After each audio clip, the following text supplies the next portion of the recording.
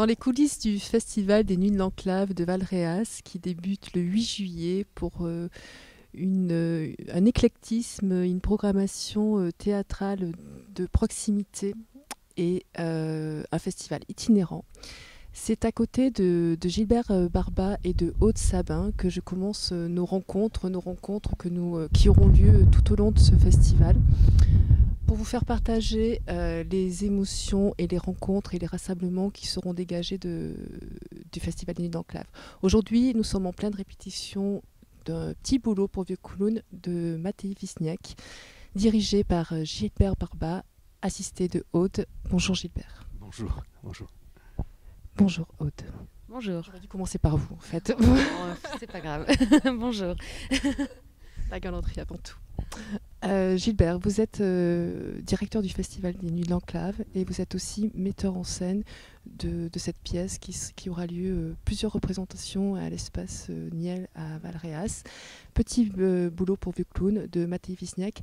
Pourquoi, en tant que qualité de directeur de ce festival, avez-vous choisi la programmation de cette pièce ? Qu'est-ce qui était important pour vous, à vos yeux, que cette pièce soit dans cette programmation ?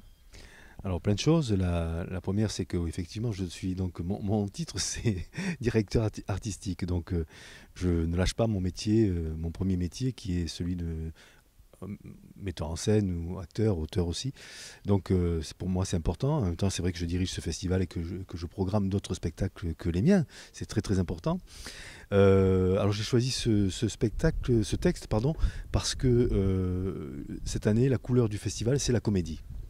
Et nous avons donc deux auteurs de comédie dans le festival cette année, Mattei Wisniak et Rémi DeVos. Ce sont on va dire des auteurs de comédie contemporains. À peu près, il n'y en a pas beaucoup d'auteurs de comédie aujourd'hui. Hein. Et donc j'ai choisi ces deux auteurs, et en tout cas moi de monter Mattei Wisniak parce que, pour plusieurs raisons, ça parle de donc, ces petits boulots pour vieux clowns. C'est trois vieux clowns qui répondent à une annonce pour trouver du travail, et ils se retrouvent dans une pièce et dans une salle, et ces trois vieux clowns qui ont fait du cirque ensemble vont se retrouver en concurrence donc pour dégoter, comme on dit trivialement, ce job. Et donc voilà, les clowns vont se retrouver à nouveau, se rassembler, et ce coup-ci, ça va être pour de bon. Quand ils vont se rencontrer, la concurrence sera réelle. Et ça va être, alors c'est en même temps très drôle et puis très cruel, puisque ça parle de la vieillesse, parce que ce sont des vieux clowns. Donc ça parle de la vieillesse. Qu'est-ce qu'on devient quand on est vieux ? Est-ce qu'on a droit encore d'aller sur les scènes de théâtre, des scènes de cirque ? Quelle est notre place en tant que vieil artiste ? Il y a ça. Il y a le travail, la perte du travail, la recherche du travail, le travail qui... Bon, on a presque plus de boulot aujourd'hui. Et en même temps, c'est un peu comme Chaplin, c'est cruellement drôle. C'est-à-dire que c'est drôle. Hein, je vous ai entendu rire tout à l'heure pendant la répétition. C'est drôle, mais comme toute bonne comédie, Molière compris, peut-être même lire le premier, c'est fondé sur une tragédie. Toutes les bonnes comédies c'est d'abord tragique. L'imaginaire, c'est tragique. Un homme qui se croit malade et qui n'est pas cru. Bon, c'est tragique. Un avare, comme on va jouer l'avare aussi à Richeranche avec la compagnie Vol-Plané, c'est pareil, de ne pas vouloir partager son argent, de vouloir le garder, d'avoir peur du lendemain, etc. Donc tout ça c'est tragique. Mais en même temps, sur ce fond tragique, nous rions. Voilà. Nous sommes dans une comédie à l'italienne un petit peu, parce que là on a l'impression vraiment, quand on lit ce texte, et d'abord ça se passe en Italie, et ça m'a fait penser au cinéma italien, Comencini, tous ces auteurs affreux, sales et méchants, toutes ces comédies italiennes, divorce à l'italienne, le pigeon, enfin, toutes ces comédies qui nous ont fait rire et hurler de rire même, et en même temps sur des fonds complètement humainement un petit peu délabrés, on va dire. Voilà. Donc on est un peu dans cet esprit de théâtre à la fois drôle sur un fond tragique. C'est permettre aux spectateurs d'oublier les troubles de la vie quotidienne, la crise, l'économie, les régimes, les manifestations, par la culture, par la comédie. D'ailleurs, vous dites dans votre préface, l'art et la joie des hommes libres. C'est aussi cette envie de commencer ce festival par une pièce qui effectivement peut donner la bonne humeur pour tout l'été, malgré ce qui se passe. Ouais, oui. En même temps, je suis un amoureux des tragédies. Vous savez que l'an dernier, j'ai monté une tragédie. J'ai monté Iphigénie de Michel Azama. Ouais, bien sûr. Oui, oui, j'avais envie de travailler sur la comédie. Ouais. Je pense qu'on en a besoin, sincèrement besoin. On a besoin de rire, on a besoin de repositiver notre vie au quotidien, notre société. Oui, mais ça ne suffit pas. Hein. Ça ne suffit pas parce que des fois, les tragédies, c'est ce qu'on appelle, les Grecs appelaient la catharsis. Hein. C'est à travers les difficultés humaines. Vous savez, le théâtre, c'est un art où les hommes viennent parler à d'autres hommes qui sont spectateurs. C'est ça l'art. C'est ça le théâtre. Et évidemment, cette année, j'ai envie de tirer ce fil de la comédie parce que je crois qu'on a besoin aujourd'hui de ça. On a besoin aujourd'hui de rire ensemble, de se dire, bon, nous sommes bien peu de choses, nous mourrons demain, pourquoi se faire la guerre, finalement? C'est ça. Pourquoi être en conflit? Pourquoi se défraterniser? Pourquoi être les uns contre les autres? Ça ne veut pas dire que le conflit n'est pas important. Le conflit permet peut-être d'avancer. Mais un conflit salutaire, un conflit non guerrier. Voilà. Donc moi, je crois, j'avais envie dans ce festival cette année, d'aller vers cette comédie, mais pas de mièvrerie. Voilà, la comédie ne veut pas dire... Voilà, j'avais pas envie... Voilà, je crois que nous, les hommes de théâtre ou les femmes de théâtre, en tout cas ceux qui se disent du service public, dont je suis, hein, je porte le service public en moi, comme mes frères des centres dramatiques de France, on a abandonné souvent le rire à la médiocrité. Et voilà, donc je pense que nous, il faut qu'on se repositionne là-dessus. Parce que moi, je vois trop de choses, trop de comédies qui sont avilissantes pour l'esprit humain. Voilà, ce qui m'intéresse, c'est de faire grandir. Alors c'est prétentieux peut-être, hein, je veux bien l'admettre, mais en tout cas tant pis. Disons-le, j'ai envie effectivement de permettre que le rire soit porteur effectivement de réflexion aussi. Pas uniquement de bidonnage. Vous allez rire avec ce spectacle, parce que nous on rit, on hurle de rire même. Mais voilà, c'est un rire digne de l'être humain. Alors, je rappelle que c'est une pièce qui a été écrite par un auteur roumain, qui a été écrite en 1986 dans le cadre du régime totalitaire de Ceausescu. Est-ce que... Et de l'enfermement, voilà. Donc c'était aussi une demande de bouffée d'oxygène de l'auteur, qui d'ailleurs maintenant vit en France depuis 1987, et qui sera présent aussi au Festival des Nuits d'Enclave. Le 12 juillet, il vient faire une lecture et assister à la représentation. Voilà. Oui, il est franco-roumain, ou roumain français, enfin, je ne sais pas comment on dit, dans quel sens. En tout cas, oui, il a la double nationalité. Il travaille à RFI.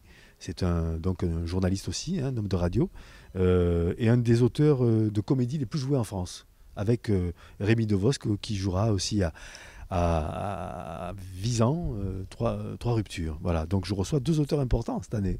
Alors quelle a été la réaction de ces auteurs quand ils apprennent que vous reprenez par leur texte une réelle création de mise en scène, de décor, de direction, de scénographie?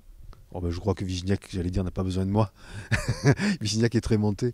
Donc... Non, il n'a pas besoin de vous, mais quelle est sa réaction, justement, dans un théâtre de proximité où effectivement, cette envie-là, c'est l'échange et le rassemblement? Et il était content que ce texte soit monté, hein, que ce texte monté à Valréas, oui, bien sûr. Il va partir en tournée, d'ailleurs, hein, après. Oui, non, il est content. Je crois que... en plus, c'est un homme extrêmement gentil. Donc, Vishniac... non, mais il est heureux que sa pièce soit montée ici, oui.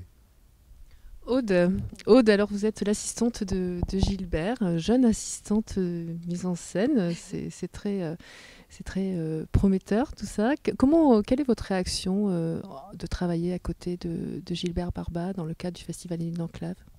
Ma réaction, je sais pas, c'est la première fois qu'on travaille ensemble. Donc on s'est découvert au fur et à mesure, mais on a déjà travaillé pas mal en amont avant d'entamer vraiment les répétitions. Moi, ma place, elle est assez agréable parce que, en plus, je suis entourée de ces 3 vieux clowns et de Gilbert et qui me laisse m'exprimer aussi, quoi, qui me laisse ma part un peu de réflexion avec eux. Et voilà, j'apprends beaucoup, c'est sûr. J'apprends beaucoup et Et le texte m'intéressait déjà. Enfin, j'ai vraiment eu envie de venir aussi pour la pièce qu'on allait défendre là, parce que ça me parle beaucoup, moi, le fait de pointer des horreurs ou des problèmes humains, mais à travers le rire. Et vraiment, oui, de pouvoir expulser un peu ça, sans oublier. Je crois que c'est pas oublier nos soucis, mais c'est les regarder à travers un autre prisme qui est plus constructif, je trouve, que de juste rester chez soi. Donc voilà, ça m'intéressait de défendre ça pour ça. Vous avez déjà eu l'occasion de faire d'autres mises en scène en qualité d'assistante? Alors, moi, en fait, je suis comédienne normalement. Enfin, mon premier amour, on va dire. Et depuis quelques temps, oui, j'ai assisté pas mal. J'ai une autre compagnie, donc j'ai assisté pas mal la metteur en scène avec qui je travaille. Mais voilà, c'est pas ce que j'ai fait le plus. Mais dernièrement, je commence, ouais, à m'avancer par là parce que j'ai encore jamais osé moi mettre en scène mes propres projets. Mais j'ai envie d'apprendre comme ça en accompagnant des personnes qui sont plus expérimentées et pour me nourrir et prendre un peu d'assurance et puis voir comment on fait travailler un acteur de l'autre côté, quoi. Même pour mon travail d'actrice, je trouve que c'est vraiment enrichissant, ça aussi, de pouvoir voir un acteur travailler. Enfin, ça... Donc voilà. Vous dirigez des comédiens qui sont aussi, par leur métier, metteurs en scène. Quel est le rapport que vous avez avec les comédiens? Sur ce projet-là, moi, ça va. Hein. Est-ce qu'ils sont à l'écoute de vous? Oui. Je crois que ça, Gilbert a fait en sorte, dès le départ, qu'il soit à l'écoute, en m'intégrant vraiment, en prenant en compte mes réflexions si j'en avais, en disant quand des réflexions venaient de moi, qu'elles venaient de moi, dès le départ. Donc du coup, les comédiens m'ont aussi intégré vraiment grâce à cette manière de me présenter. Et puis, je pense que rien que le fait d'être une femme et un peu plus jeune, ça aide aussi le rapport. Enfin, mais alors après, ça plus parce que c'est autre chose, quoi. C'est un autre rapport. Et oui, ils me font assez. Enfin, je crois qu'ils me font assez confiance quand même. Enfin. Qu'est-ce qui vous touche dans la mise en scène qui a été réalisée, enfin qui a été créée et initiée, mais en fait par Gilbert Barba et vous? Ce que j'aime beaucoup, c'est que, comment dire, ces trois personnages-là sont vraiment mis en valeur parce que parce que l'endroit est un peu un non-endroit. J'aime bien le fait qu'on puisse nous rêver de où on est, quel est ce lieu, qu'on donne pas trop d'indices trop précis. J'aime bien comme ça qu'on laisse la capacité, qu'on laisse la capacité à chaque spectateur de se faire après son film en plus. Et puis surtout que là, c'est vraiment trois personnages, des vrais personnages très différents qui s'expriment. Beaucoup de choses reposent sur eux. Et donc, ils ressortent vraiment dans ce décor qui est aussi très important quand même, dans ce qu'il évoque je sais pas, du désert ou du fait que c'est un peu les derniers vieux clowns peut-être qui restent sur cette terre, ou je sais pas. Mais en tout cas, ça fait rêver à ça et je trouve que ça approfondit encore, ça donne encore des couches supplémentaires à la comédie en elle-même, quoi, je sais pas si j'ai plus de précision, Gilbert, que moi. Gilbert, Gilbert, un rajout par rapport à ce qu'Aude a dit? Vous l'avez étourdi. Non, mais moi je la remercie profondément du travail qu'elle fait, parce qu'elle est vraiment là et c'est important pour l'équipe. Voilà. C'est pas une assistante qui sert les cafés uniquement, c'est un vrai travail de collaboration. Oui, non, mais elle l'a dit. On est dans vous avez vu le décor, hein, il est en suspension. On a un plancher qui est en suspension, qui est donc un radeau, qui est un désert, je sais pas. En tout cas, ils sont là posés là-dessus, et on a trois personnages qui sont posés sur ce plateau. Et qui, effectivement, je crois qu'elle a compris le sens. C'est peut-être les derniers clowns qui restent au monde, les derniers vieux clowns, comme il reste les derniers vieux poilus, il n'y en a plus, c'est fini. Mais maintenant, c'est la guerre de 40, voilà. Donc, etc. Et à un moment donné, on disparaît. Et est-ce que quand on disparaît, la mémoire disparaît? Est-ce que ça me fait penser à tous ces vieux clowns dont Chaplin, hein, dont Buster Keaton, voyez, donc, ou les deux grands frères Stan Laurel et Hardy, tous ces vieux clowns, hein, qui ont marqué les temps. Ils ne disparaîtront pas, à jamais. Ils sont là à jamais. Ils sont, comment dirais-je, ils seront une référence, ils seront encore là, mais par bribes, par sursaut. Mais il faut que des nouveaux clowns existent. Il y a des magnifiques clowns à côté de chez nous, les nouveau-nés, etc. Donc voilà, effectivement, oui, on est dans quelque chose qui doit se passer, qui doit passer. Mais bon, là, ça passe avec gravité, on va dire. Mais ça doit passer, oui, effectivement. On est dans ce passage-là. Ce lieu, ce décor-là, c'est un lieu de passage. Voilà. Alors on peut y voir plein de choses dans le passage, hein, vous voyez. Et ça, je laisse les portes ouvertes, si c'est le cas de le dire, parce qu'on a une porte. Mais oui, je crois qu'elle a compris le sens de tout ça. Après, posez-moi une autre question. Bah oui, enfin, posez une question, quoi. Non, parce que je peux... non, mais je vous laisse parler parce que c'est très intéressant ce que vous dites. Pour vous, le fait d'avoir une assistante, ça permet aussi de transmettre et de partager vraiment dans l'intégralité les différentes émotions, les différents savoir-faire, les différents talents de chacun. Ça, c'est mon truc. Hein. Ça, c'est mon truc. Ça, c'est mon truc depuis très longtemps. Vous regardez le festival, vous avez vu, j'ai accueilli l'ENSAT, qui est une grande école de théâtre. Là, cette année, j'accueille un conservatoire de Paris, du Val-Maubuée. J'accueille le conservatoire d'Avignon. Je donne une carte blanche à d'anciens élèves du conservatoire, de l'ENSAT, École nationale supérieure des arts et du théâtre, technique du théâtre à Lyon, qui étaient avec moi dans Iphigénie l'an dernier. Je leur donne une carte blanche, ils vont créer un spectacle sur Valréas, ils vont créer un musée, un marigot. Oui, il y a des jeunes, j'ai des jeunes stagiaires, etc. Oui, pour moi c'est important d'avoir aussi une jeune assistante, et, parce qu'il y a l'avenir, parce qu'elle ne l'a pas dit, mais elle est aussi auteure. Donc pour moi c'est très important je ne sais pas si on dit passer les relais, en tout cas, voilà. Il faut créer une pérennité dans notre métier. Il faut créer une pérennité, un avenir. Moi, ce que j'essaie de créer avec ce festival, c'est une pérennité du festival, un avenir.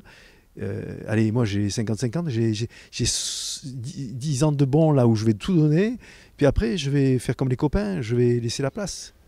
Il ne faudra pas me jeter à la poubelle, hein, mais je vais laisser la place, parce que je crois que c'est important. Je crois que c'est important de transmettre, mais aussi de continuer d'œuvrer ensemble, de ne pas garder pour soi tout.